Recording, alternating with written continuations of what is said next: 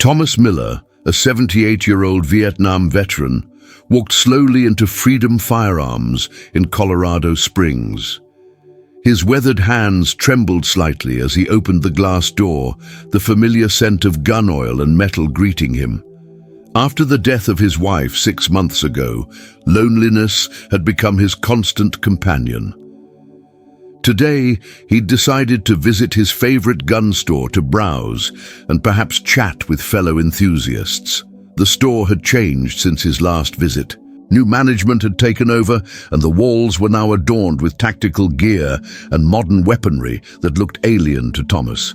3 young men in their 30s stood behind the counter, laughing among themselves. "Excuse me?" Thomas said, approaching the counter. "I was hoping to take a look at that 1911 you have in the display case." The tallest employee, whose name tag read Derek, glanced at Thomas with obvious disdain. "We're pretty busy right now, old-timer. Maybe come back another time." Thomas looked around the empty store, confused. "I don't see anyone else here." Derek exchanged smirks with his colleagues. "Look, Grandpa, that's a serious piece. Not some relic from your day. Why don't you check out the antique shop down the street? Might find something more your speed there." The words stung, but Thomas stood his ground. "Son, I carried a 1911 for years. I just wanted to compare it to my old service weapon." "Yeah, I'm sure you did," Derek said, his voice dripping with sarcasm. "You've had your time with guns, old man. These are for people who can actually handle them nowadays." The other employees snickered. Thomas felt his face flush with embarrassment. "I assure you I know how to handle firearms properly," Thomas said quietly. "Listen." Derek leaned over the counter. "We get your type in here all the time.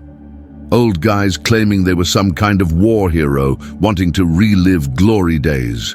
But this isn't a museum or a therapy session." Thomas's eyes dropped to the floor. The store had suddenly become uncomfortably quiet. A young customer who had entered during the exchange stood nearby, frowning as he observed the scene. He wore a baseball cap and casual clothes, but his posture was unmistakably military. "Sir," Derek continued, raising his voice so everyone could hear, "you're holding up paying customers. You've had your time, now it's time to step aside." Thomas nodded slowly, the humiliation washing over him. As he turned to leave, his hand instinctively reached for the dog tags he still wore under his shirt after all these years. The movement pulled his collar down slightly, revealing a glimpse of an old scar that ran from his neck down under his shirt. The young man in the baseball cap noticed it immediately. "Excuse me, sir?" the young man called out to Thomas. "Were you in Vietnam?" Thomas paused at the door, turning slightly. "Yes, son. Long time ago now." "Which unit?" the young customer asked, stepping closer. 5th Special Forces Group," Thomas replied softly. "Green Berets, 1967 to 1970. The young man's demeanor changed instantly. He stood straighter, his eyes widening with recognition. "Sir, my name is Captain Michael Reed, 10th Special Forces Group. It's an honor to meet you." Derek rolled his eyes behind the counter. "Oh, come on, man. Don't encourage him." Captain Reed ignored Derek completely, extending his hand to Thomas. "Would you mind if I asked which operations you were involved in, sir?" Thomas hesitated, unused to anyone showing interest in his service. "Operation Tailwind, among others. Most of what we did wasn't exactly on the books, if you understand." Captain Reed nodded solemnly. "I understand perfectly, sir." He pulled out his phone and sent a quick text message. "Would you mind waiting just a few minutes? I think some of my team would really appreciate meeting you." Thomas glanced back at the sneering employees, then at the earnest face of the young captain. "I suppose I could wait a bit." "Excellent," Captain Reed smiled. "Maybe we could look at that 1911 while we wait." He turned to Derek with a steely gaze. "I'm sure the staff wouldn't mind showing us both." Derek's smirk faltered slightly. "Look, we're not really set up for a senior citizen social hour here." "Then consider this a professional consultation," Reed responded firmly. "This man has forgotten more about combat firearms than you'll ever know."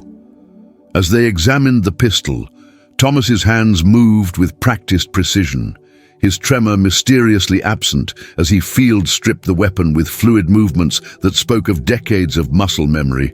"You handled that like you never put it down," Captain Reed observed. Thomas smiled faintly. "Some things you never forget, son." 10 minutes later, the bell above the door chimed as 3 more men entered the store. They were dressed in civilian clothes, but moved with the unmistakable bearing of military personnel. "Miller? Thomas Miller?" One of the newcomers, a broad-shouldered man in his 50s, stepped forward with disbelief in his eyes. Thomas squinted, then recognition dawned on his weathered face. "Colonel James Harrington? Is that really you?" The men embraced like brothers, clapping each other firmly on the back. "It's General now, actually," Harrington said with a smile. "Retired 3 years ago." "General?" Thomas shook his head in wonder.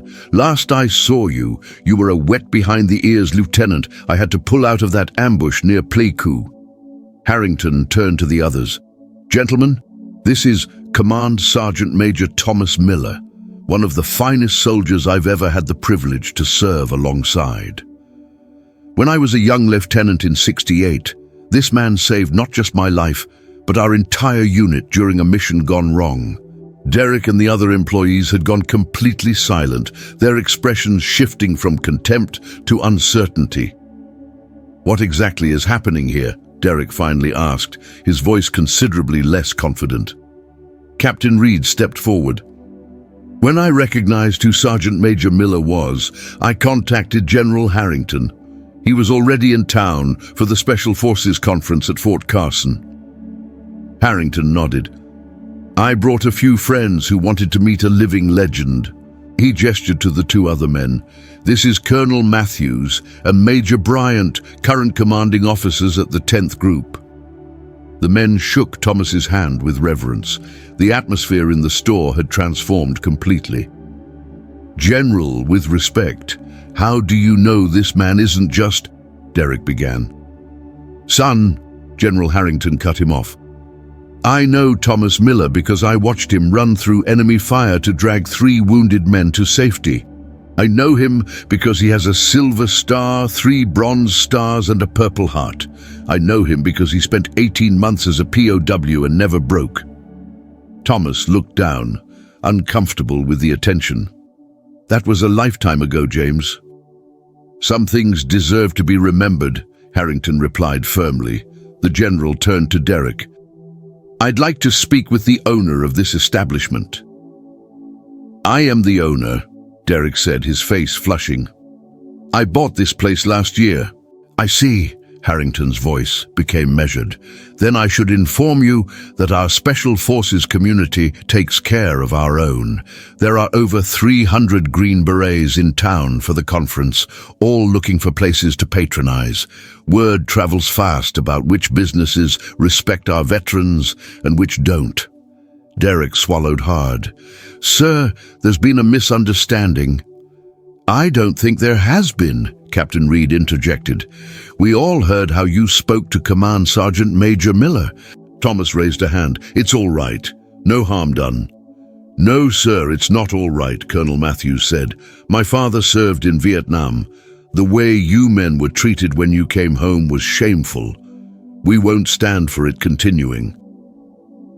Thomas closed his eyes briefly as memories washed over him. The jeers when he returned home in uniform, the protesters who spat at him, the decades of silence that followed when no one wanted to hear about what he and his brothers-in-arms had endured. "Your hands are shaking," Derek observed, a hint of smugness returning to his voice. "Hardly the steady hands needed for proper firearms handling." A flash of anger crossed General Harrington's face, but before he could respond, Thomas spoke up. "Son, these hands shake because I spent 6 months tied to a bamboo rack in a cage so small I couldn't stand up. They shake because I was waterboarded until my lungs nearly burst, day after day, refusing to give up intelligence that would have cost American lives." The store fell completely silent. "They shake," Thomas continued, his voice growing steadier. "Because I've carried bodies of 19-year-old boys while their blood soaked through my uniform. They shake because I've seen things human beings shouldn't have to see." Thomas held up his trembling hands. "But make no mistake, even with the shakes, I could outshoot you on your best day, because these hands know what it means to shoot not for sport or show, but for survival and for the lives of your brothers beside you." Derek's face had gone pale. The two employees behind him stared at the floor. "Sir," Derek finally said, his voice barely above a whisper, "I apologize for my behavior. It was inexcusable." Thomas nodded once, accepting the apology without comment. Captain Reed's phone buzzed. He checked it and looked up with surprise. "Sir, there seems to be quite a gathering outside." Thomas and the others moved to the front windows. In the parking lot, over 24 men had assembled, ranging in age from 20s to 70s. Many wore hats or shirts identifying them as veterans. Word had spread quickly through the Special Forces community. "What's happening?" Thomas asked, bewildered. General Harrington smiled. "I may have mentioned to a few people that we found a Vietnam-era Green Beret being disrespected at a local gun shop. Special Forces takes care of their own, Thomas. Always have. Always will." Thomas stared through the window, emotion tightening his throat as he watched more veterans arrive. There were young men in their 20s and 30s, clearly active duty, standing shoulder to shoulder with Vietnam veterans his age. Some wore civilian clothes with only subtle indicators of their service, a unit pin, a Special Forces tab on a weathered cap. Others wore more obvious markers of their military background. "I don't understand," Thomas said quietly. "You all came here for me?" "Of course we did," General Harrington replied, placing a hand on his old friend's shoulder. "The brotherhood doesn't expire, Thomas." Outside, a black SUV pulled into the parking lot. 4 men in crisp uniforms emerged, one wearing the insignia of a brigadier general. "Who's that?" Derek asked, his face now pale with anxiety. "That's General Westfield, current commander of all Special Forces," Major Bryant explained. "He's the keynote speaker at the conference." Derek's eyes widened. "The commander is here? At my shop?" "Looks that way," Captain Reed confirmed, not bothering to hide his satisfaction. The bell above the door chimed as General Westfield and his entourage entered. The soldiers present immediately stood at attention. "At ease, gentlemen," General Westfield said. His gaze settled on Thomas. "Sergeant Major Miller, Robert Westfield. It's an honor to meet you, sir." Thomas shook the offered hand, still bewildered by the situation unfolding around him. "General, this really isn't necessary." "With respect, Sergeant Major, I disagree," Westfield replied. "When I heard a decorated Green Beret from Vietnam was being disrespected while my officers were in town, I considered it very necessary to make an appearance." He turned to face Derek. "You own this establishment?" Derek nodded, unable to speak. "I understand there was an incident involving Sergeant Major Miller." General Westfield's voice was calm but carried unmistakable authority. Derek cleared his throat. "Yes, sir. I behaved inappropriately, and I've apologized to Mr. Miller." "Command Sergeant Major Miller," General Westfield corrected, "a rank and title he earned through exceptional service and sacrifice to this nation." "Yes, sir. Command Sergeant Major Miller," Derek repeated. General Westfield nodded once, then turned back to Thomas. "Sergeant Major, would you mind sharing a little about your service? I've read your file, but these young men might benefit from hearing it directly from you." Thomas hesitated, uncomfortable with the spotlight. For decades, he'd kept his experiences locked away, sharing them only with fellow veterans who understood. The country hadn't wanted to hear their stories when they returned. Many still didn't. "I'm not sure they'd want to hear an old man's war stories," Thomas said. "I'd like to hear them," said a voice from the back of the store. All eyes turned to find one of Derek's young employees. His name tag read Jason, stepping forward. "My grandfather served in Vietnam," Jason continued. "101st Airborne. He never talked about it. Passed away last year, and I realized I never really understood what he went through." Thomas studied the young man's face, seeing genuine interest rather than obligation. He nodded slowly. "We weren't supposed to be there," Thomas began, his voice taking on a distant quality. "Operation Tailwind. It was a reconnaissance mission that went sideways. We were extracting a high-value intelligence asset from Laos when we were ambushed. The store had gone completely silent as Thomas spoke. Our helicopter was shot down 5 miles from the extraction point. 3 men died in the crash. The rest of us were injured to varying degrees. I had shrapnel in my leg and shoulder." Thomas's hand unconsciously moved to his right shoulder. "We had to move on foot through triple canopy jungle with the enemy in pursuit." He paused, lost in memories for a moment. "Lieutenant Harrington here," he gestured toward the general, "was fresh out of training, first combat mission. He helped me carry our intelligence officer, who had a compound fracture in his femur, for 11 miles through the jungle. Took us 3 days to reach the extraction point, moving mostly at night." General Harrington nodded solemnly. "I still remember you stopping us every half mile to check our heading with that beat-up compass of yours." A ghost of a smile touched Thomas's lips. "We were being tracked, couldn't afford to get lost. We made it to the extraction point," Thomas continued, "but the enemy found us before our helicopter arrived. We were outnumbered at least 5 to 1. He fell silent again, his eyes distant. "What happened then?" Jason asked quietly. Thomas took a deep breath. "We set up a defensive position on a small hill. Used every trick we had to make them think our numbers were larger. I sent the lieutenant and 3 others to get the intelligence officer and 2 wounded men to a secondary extraction point. He ordered me to go," General Harrington interjected. "I didn't want to leave him behind." "Someone had to get that intelligence out," Thomas said simply, "and someone had to stay behind to make sure they made it." A wave of understanding passed through the gathered soldiers.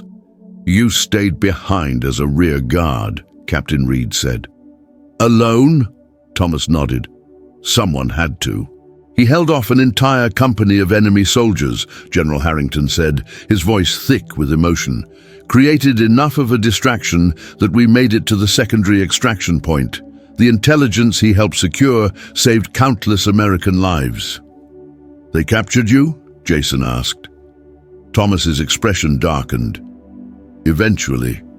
Spent the next 18 months in a POW camp before I was recovered in a prisoner exchange." Derek had moved out from behind the counter, his earlier arrogance completely gone. "Sir, I had no idea." Thomas held up a hand. "How could you have known? It's not like I wear a sign." "But I assumed," Derek said. "I judged you based on your age, on your hands shaking. I should have shown respect regardless." "Yes," Thomas agreed simply. "You should have." General Westfield stepped forward. "Command Sergeant Major Miller, there's another reason I came today. We're recognizing distinguished Vietnam-era Special Forces veterans at the conference tomorrow. We'd be honored if you would attend as our special guest." Thomas blinked in surprise. "I'm not sure Please consider it," General Westfield said. "Your generation of Green Berets laid the foundation for what Special Forces has become today. Many of your operations are only now being declassified. The current generation could learn a great deal from your experiences." Thomas looked around at the gathered soldiers and veterans, seeing earnest respect in their eyes rather than pity. For decades, he'd avoided recognition, celebrations, even VA benefits. Still carrying the weight of how returning Vietnam veterans had been treated, perhaps it was time to let some of that go. "I'd be honored, General," Thomas finally said. Derek had moved to stand directly in front of Thomas. "Sir, I want to apologize again. My behavior was inexcusable. If you'll allow it, I'd like to offer you lifetime preferred customer status at this store with discounts on anything you need." Thomas regarded him carefully. "Son, I don't need special treatment, just the same respect you'd show to anyone who walks through that door. The following morning, Thomas stood before the mirror in his modest apartment, adjusting the tie beneath his blazer. It had been years since he dressed formally. His fingers, arthritic and still trembling slightly, struggled with the knot. A knock came at his door. When he opened it, he found General Harrington waiting in a crisp dress uniform adorned with medals and ribbons. "Thought you might like a ride to the conference," Harrington said with a smile. "I appreciate that, James," Thomas replied, still working on his tie. Harrington stepped inside and gently moved Thomas's hands aside. "Let me help you with that. Some things never change, do they? I remember you couldn't tie these properly back in '68 either," Thomas chuckled. "Never had much use for ties in the jungle." As Harrington finished the knot, he stepped back and studied his old friend. "You know, you could wear your medals today. You've earned them." Thomas shook his head. "They're packed away somewhere. Haven't seen them in years." "That's a shame," Harrington said, "but it's your choice." During the drive to Fort Carson, Thomas gazed out the window at the city he'd called home for the past 20 years. After his wife died, he'd become increasingly isolated, venturing out less frequently. "How have you been, really?" Harrington asked, breaking the silence. "Getting by," Thomas answered honestly. "After Margaret passed, the house got quiet. Too quiet sometimes." Harrington nodded in understanding. "Have you kept in touch with any of the old unit?" "No," Thomas admitted. "Lost track over the years. You know how it is. People move on, change phone numbers, email addresses."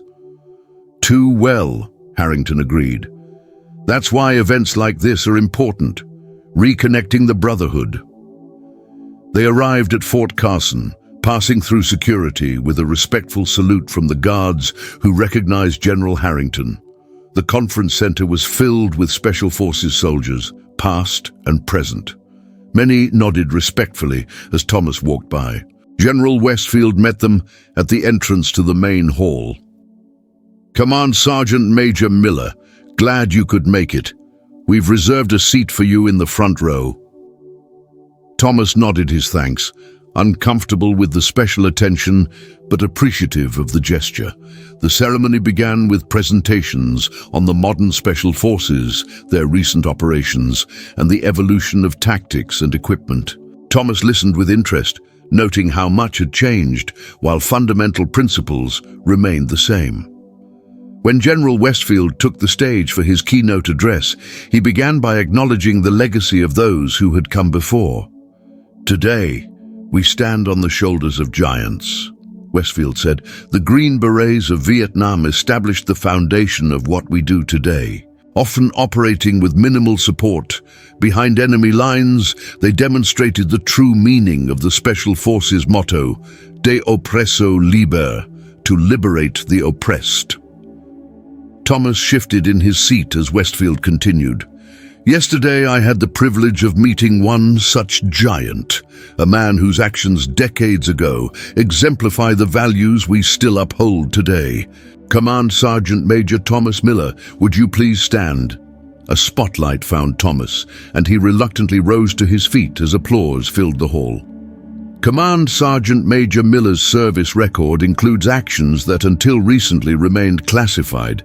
During Operation Tailwind, Sergeant Major Miller sacrificed his own freedom to ensure the success of the mission and the safety of his team members, including a young lieutenant who stands before you today as General James Harrington. The applause grew louder. Thomas stood stiffly, unaccustomed to such recognition. For his actions, Command Sergeant Major Miller was awarded the Silver Star, Westfield continued.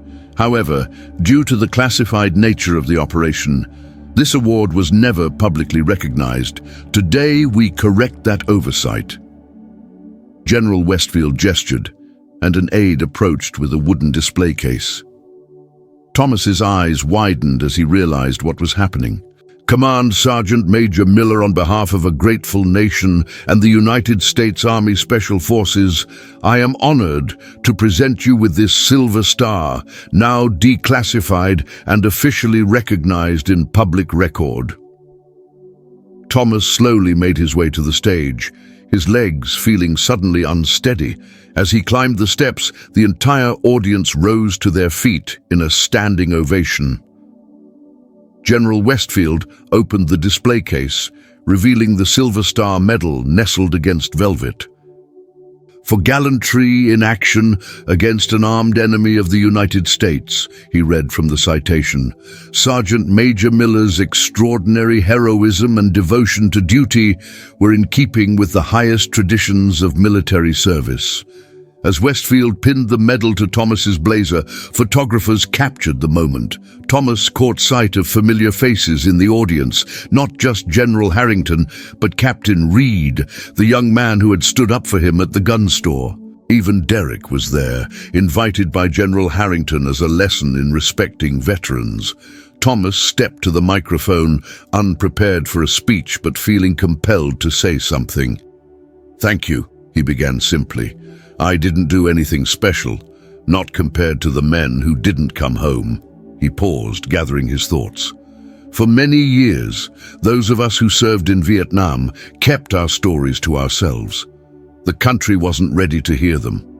Maybe it still isn't. But I'm grateful that the men and women serving today are receiving the respect and recognition they deserve." He looked out at the sea of faces, many belonging to young soldiers who reminded him of his own team from decades ago. "To the current generation of Green Berets, know that your brotherhood extends further back than you might realize.